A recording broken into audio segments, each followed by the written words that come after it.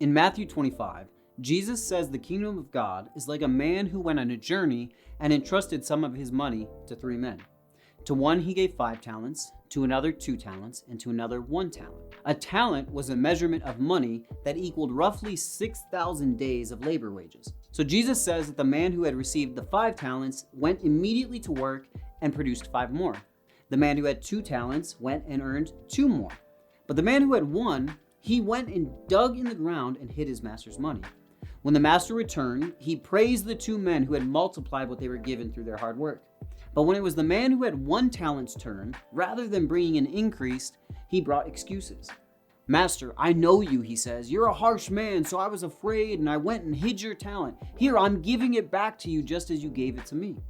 The man acts like he was serving the master by protecting what he was given. But the master sees right through the excuses.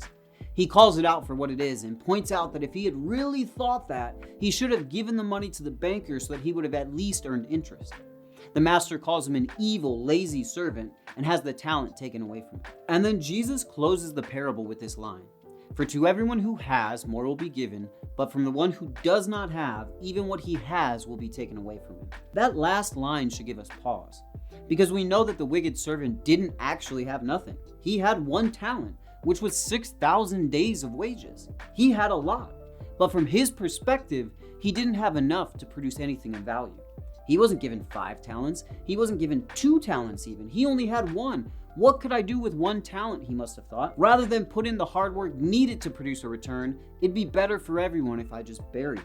Through this parable, Jesus is calling those of us in his kingdom to reflect on what we've been given, to check our perspective, drop our excuses, and to make sure we're multiplying what he's put in our hands.